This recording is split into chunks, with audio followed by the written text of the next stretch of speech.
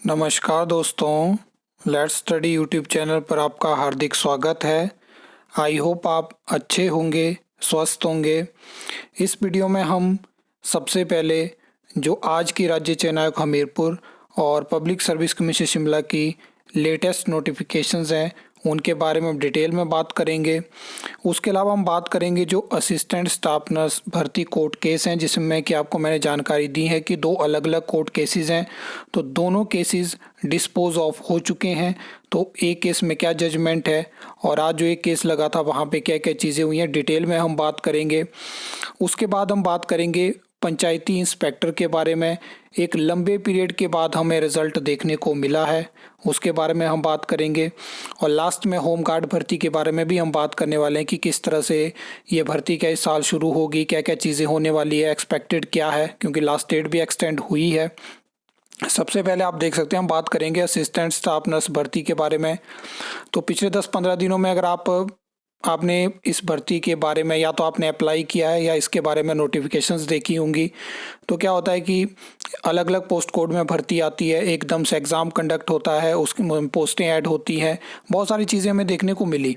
High court से stay लगता है, एकदम से अलग सी नोटिफिकेशन आती है। पिछले कल इवन हमें 2 नोटिफिकेशन देखने को मिलती है सेम डे, एक बार विड्रॉन होती है, दोबारा से नोटिफिकेशन आती है। तो मैं आपको बता दूं कि हाई कोर्ट में जो 2 केसेस थे, तो पिछले कल ही मैंने आपको जानकारी दी थी कि एक केस डिस्पोज ऑफ हो चुका है, जिसमें पेटिशनर ने ये मांग करी थी कि असिस्टेंट स्टाफ नर्स भर्ती के लिए मेल कैंडिडेट भी एलिजिबल होने चाहिए, और उसके रिगार्डिंग आपने नोटिफिकेशन में देख लिया होगा।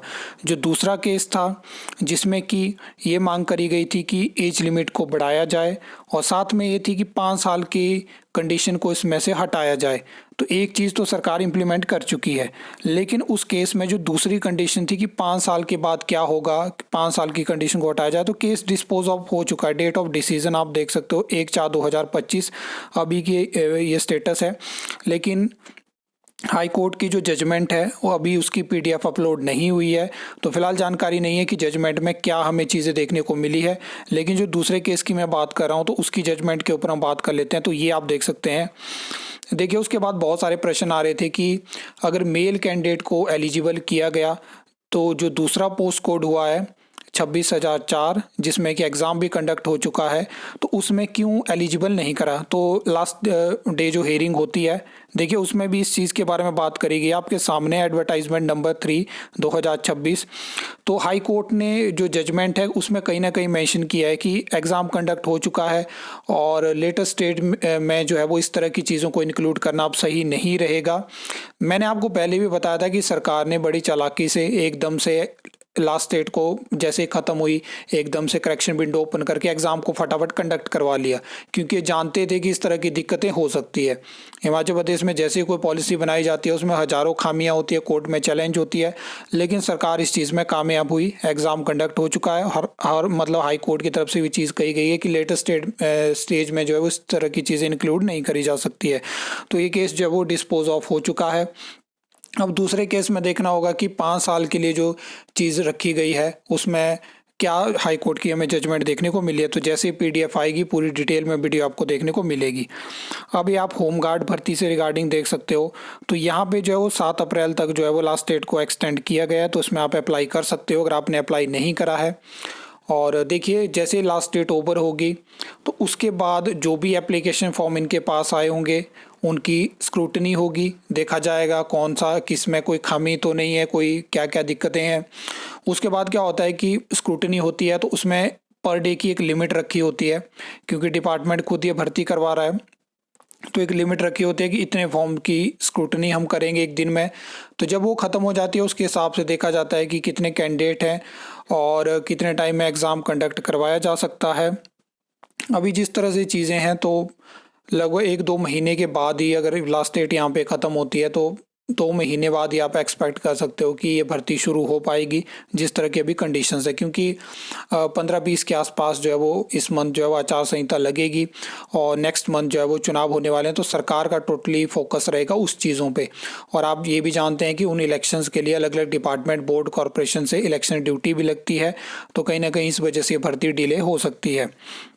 अब नेक्स्ट हम बात कर लेते हैं तो पब्लिक सर्विस कमीशन शिमला का आज का ये नया प्रेस नोट है, जिसमें कि जो एएमओ की वैकेंसी निकली थी जॉब ट्रेनी आयुष विभाग में, तो उसकी जो रिजेक्शन लिस्ट है वो ये आ चुकी है। तो इसमें कुछ नाम है, तो ये आप देख सकते हैं। बाकी अब बात कर लेते हैं हम पंचायती इंस्पेक्टर के बारे में। देखिए होता क्या है कि पिछले साल अगस्त 2025 में एक कैंडिडेट मेरे साथ कांटेक्ट करते हैं टेलीग्राम पे, और उनका कहना था कि पंचायती इंस्पेक्टर की जो वैकेंसी निकली थी जो कि हैंडीकैप कोटा के लिए थी, तो उसका वो वेट कर रहे थे रिज़ल्ट का। और उसके बाद होता क्या है कि वो उनको जानकारी चाहिए थी कि किस तरह से, क्योंकि वो लगातार कांटेक्ट करते हैं, उन्हें डायरेक्टरेट में अलग अलग जानकारी उनको दी गई। अगस्त से हम सितंबर में पहुंचे, उस दौरान उनसे लगातार ऐसी बात होती रहती थी। फिर मैंने उनको सजेस्ट किया था कि आप आरटीआई लगाइए, उन्होंने आरटीआई लगाई। ये उनकी आरटीआई की कॉपी है, आप देख सकते हैं। और अभी जब आज ये रिज़ल्ट मैंने देखा तो मैंने उन सोचा कि मैं सर्च करके देखता हूँ, क्या पता उनका नाम मुझे मिल जाए। जब मैंने सर्च किया तो वो अकाउंट डिलीट हो चुका है, लेकिन उनका नाम इस लिस्ट में नहीं है, क्योंकि एक ही पोस्ट थी यहाँ पे, आप देख सकते हो। तो ये जो सिलेक्टेड कैंडिडेट है मंजीत चौहान, तो इनको सिलेक्शन मिली है। कैटेगरी आप देख सकते हो हियरिंग इम्पेयर्ड, और टोटल मार्क्स भी यहाँ पे मेंशन है, एड्रेस मेंशन है। तो एक लंबे पीरियड के बाद कोई वैकेंसी 2024 में एडवर्टाइज हुई थी और 2026 में आज आपको रिज़ल्ट देखने को मिलता है। तो अगर कहीं पे वो वीडियो देखेंगे तो फाइनली जो है वो रिज़ल्ट आ चुका है।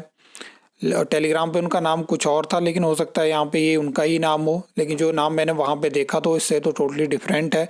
लेकिन किसी न किसी को यहाँ पे सिलेक्शन मिली है, तो ये चीज़ है। तो ये रिज़ल्ट आ चुका है। उसके अलावा हम राज्य चयन आयोग हमीरपुर की बात करें तो अभी JOIT रिज़ल्ट के लिए आपको दोबारा वेट करना पड़ेगा। 4 पोस्ट कोड के लिए हमें आज सिलेबस देखने को मिले हैं, जिसमें कि प्लेट मेकर ऑफसेट का आ चुका है, फोटोटाइप सेटर ऑपरेटर का आ चुका है, ऑफसेट ऑपरेटर का आ चुका है, और फ्लाई बॉय का आ चुका है। ठीक है। तो अगर आपने मेरी लास्ट वीडियो देखी होगी जहाँ मैंने अपकमिंग एग्ज़ाम्स के बारे में बात करी थी, तो वहाँ पे JO लाइब्रेरी एग्ज़ाम और MLT मेडिकल लेबोरेटरी टेक्नीशियन की हमने बात करी थी, तो वो एग्ज़ाम देखने को मिल सकते हैं। बाकी मैंने बात करा था कि स्पेशल एजुकेटर का सिलेबस भी आ चुका है, और पटवारी भर्ती का तो बहुत पहले हमें सिलेबस देखने को मिल चुका है। तो ये तैयारी है नेक्स्ट शेड्यूल की। अब देखने वाली बात होगी कि किस तरह से 25 अप्रैल के बाद या 20 अप्रैल के बाद ये एग्ज़ाम शुरू होते हैं, और हो सकता है कि मई मिड तक जो है वो इस बार का जो शेड्यूल है वो जाए, और क्या पता पटवारी भर्ती को भी इंक्लूड किया जाए और मई में आपको उसका एग्ज़ाम देखने को मिल जाए। तो ये सब चीज़ें हैं। आई होप आपको ये वीडियो अच्छी लगी होगी, इन्फॉर्मेटिव लगी होगी। तो वीडियो को लाइक कमेंट शेयर कर सकते हो, चैनल को सब्सक्राइब कर सकते हो फॉर द न्यू अपडेट्स के लिए।